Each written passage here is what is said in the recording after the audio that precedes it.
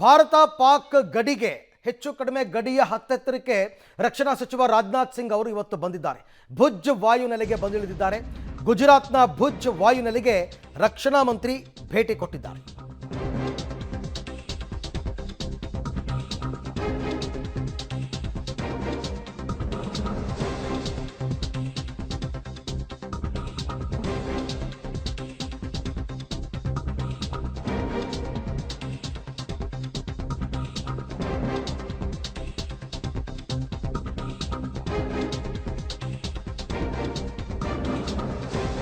ಗುಜರಾತ್ನ ಭುಜ್ ವಾಯುನೆಲೆಗೆ ರಕ್ಷಣಾ ಮಂತ್ರಿ ಇವತ್ತು ಭೇಟಿ ಕೊಟ್ಟಿದ್ದಾರೆ.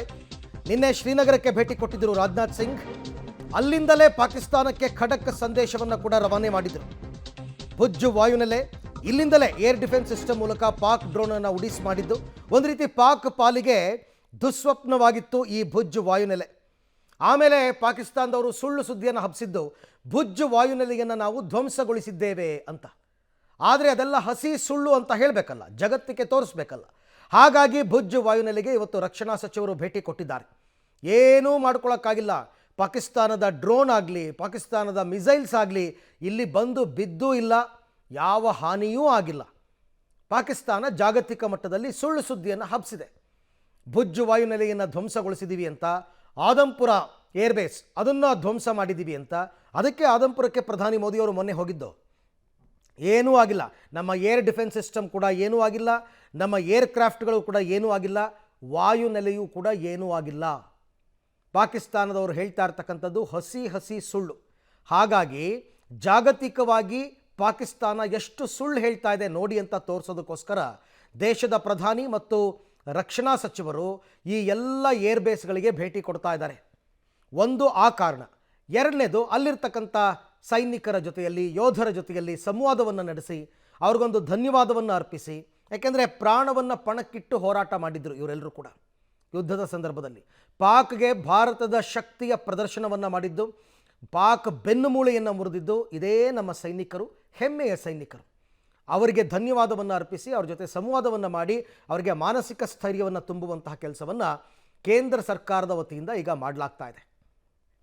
ಈ ಎಲ್ಲ ವಿಚಾರಕ್ಕೆ ಸಂಬಂಧಪಟ್ಟಂತೆ ಮತ್ತಷ್ಟು ಮಾಹಿತಿ ನನ್ನ ಕೊಲೀಗ್ ಶಬೀರ್ ಅವರಿಂದ ಪಡ್ಕೊಳ್ಳೋಣ. ಶಬೀರ್, ಆದಂಪುರ ಆಯಿತು, ಶ್ರೀನಗರ ಆಯಿತು, ಈಗ ಭುಜ್ ವಾಯುನೆಲೆಗೆ ಭೇಟಿ ಕೊಟ್ಟಿದ್ದಾರೆ ರಕ್ಷಣಾ ಸಚಿವರು. ಪರ್ಟಿಕ್ಯುಲರ್ಲಿ ಇಲ್ಲಿಂದ ಪಾಕಿಸ್ತಾನಕ್ಕೆ ಏನು ಸಂದೇಶ ರವಾನೆ ಆಗ್ತಾ ಇದೆ ಅಂತ? ಅರವಿಂದ್ ನೋಡಿ, ಪಾಕಿಸ್ತಾನದ ಜೊತೆಗೆ ಭುಜ್ ಪ್ರದೇಶ ಏನಿದೆ ಗುಜರಾತ್ 508 ಕಿಲೋಮೀಟರ್ಗಳ ಗಡಿಯನ್ನು ಹಂಚ್ಕೊಳ್ಳುತ್ತೆ. ಇಂಟರ್ನ್ಯಾಷನಲ್ ಬಾರ್ಡರ್ ಇರುವಂಥದ್ದು ಬಹಳ ದೊಡ್ಡದು. ಇಲ್ಲೇ ಮುಖ್ಯವಾಗಿ ಇಲ್ಲಿ ಪಾಕಿಸ್ತಾನ ಒಂದಿಷ್ಟು ಮಾಹಿತಿಗಳನ್ನು ಹಂಚ್ಕೊಂಡಿತ್ತು. ಭುಜ್ ಮತ್ತು ಆದಂಪುರ್ ಏರ್ ಬೇಸ್ನಲ್ಲಿ ನಾವು ಬಹಳಷ್ಟು ದೊಡ್ಡ ನಷ್ಟವನ್ನು ಮಾಡಿದ್ದೀವಿ ಡ್ರೋನ್ ದಾಳಿಯ ಮೂಲಕ ಅನ್ನುವಂತಹ ಒಂದಿಷ್ಟು ಸಂದೇಶಗಳನ್ನು ಹರಿಬಿಡುವಂಥ ಕೆಲಸವನ್ನು ಮಾಡಿತ್ತು.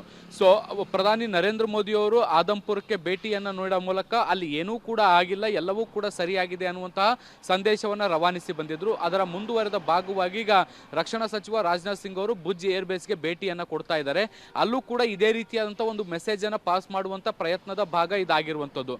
ಅಲ್ಲೂ ಹೋಗಿ ಅಲ್ಲಿರುವಂಥ ಸೈನಿಕರ ಜೊತೆಗೆ ಮಾತುಕತೆಯನ್ನು ನಡೆಸಿ, ಸಂವಾದವನ್ನು ನಡೆಸಿ, ಸರ್ಕಾರ ನಿಮ್ಮ ಜೊತೆಗಿದೆ ಅನ್ನುವಂಥ ಆತ್ಮಸ್ಥೈರ್ಯವನ್ನು ಮೂಡಿಸೋದರ ಜೊತೆಗೆ ಪಾಕಿಸ್ತಾನಕ್ಕೂ ಕೂಡ ತುರಿಗೇಟನ್ನು ಕೊಡುವಂಥದ್ದು.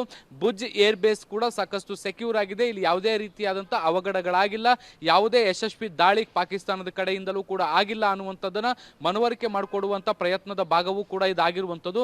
ಆ ನಿಟ್ಟಿನಲ್ಲಿ ಪ್ರಯತ್ನಗಳು ಕೂಡ ನಡೀತಾ ಇದ್ದಾವೆ. ಈಗಾಗಲೇ ರಾಜನಾಥ್ ಸಿಂಗ್ ಅವರು ಏರ್ ಬೇಸ್ ಅನ್ನು ತಲುಪಿದ್ದಾರೆ, ಅಲ್ಲಿರುವಂತಹ ಸೈನಿಕರನ್ನ ಕೂಡ ಭೇಟಿ ಆಗ್ತಾ ಇದ್ದಾರೆ. ಇನ್ನೇನು ಕೆಲವೇ ಹೊತ್ತಿನಲ್ಲಿ ಅವರು ಏನು ಸೈನಿಕರನ್ನ ಉದ್ದೇಶಿಸಿ ಮಾತನಾಡುವಂತ ಸಾಧ್ಯತೆಗಳು ಕೂಡ ಇದಾವೆ. ಆ ಮೂಲಕ ಸೈನಿಕರ ಜೊತೆಗೆ ಮಾತನಾಡೋದರ ಜೊತೆಗೆ ಪಾಕಿಸ್ತಾನ ಮತ್ತೆ ಭಯೋತ್ಪಾದಕರ ವಿರುದ್ಧ ಭಾರತದ ನಿಲುವುಗಳೇನು ಅನ್ನುವಂಥದ್ದನ್ನ ಮತ್ತೊಮ್ಮೆ ಸ್ಪಷ್ಟಪಡಿಸುವಂತ ಸಾಧ್ಯತೆಗಳಿದ್ದಾವೆ. Arvind, okay, thank you Shabir, ತಮ್ಮೆಲ್ಲ ಮಾಹಿತಿಗಾಗಿ ಧನ್ಯವಾದ. ಸೊ ಇವತ್ತು ಕೂಡ ವಾಯುನೆಲೆಗಳ ಭೇಟಿಯನ್ನು ರಾಜನಾಥ್ ಸಿಂಗ್ ಅವರು ಮುಂದುವರಿಸಿದ್ದಾರೆ. ಇವತ್ತು ಗುಜರಾತ್ನ ಭುಜ್ ವಾಯುನೆಲೆಗೆ ಹೋಗ್ತಾ ಇರತಕ್ಕಂಥದ್ದು. ನಮ್ಮ ವಾಯುನೆಲೆಗಳು ಅತ್ಯಂತ ಸುರಕ್ಷಿತವಾಗಿದೆ, ಯಾವುದೇ ಹಾನಿ ಆಗಿಲ್ಲ. ಮತ್ತೆ ಒಂದು ಸಾರ್ತಿ ಏನಾದರೂ ಕಾಲು ಕೆರ್ಕೊಂಡೇನಾದ್ರು ಬಂದರೆ ಇದೇ ಸೇನಾ ನೆಲೆಗಳ ಮುಖಾಂತರವೇ ಆಪರೇಟ್ ಮಾಡ್ತೀವಿ ಅಂತ.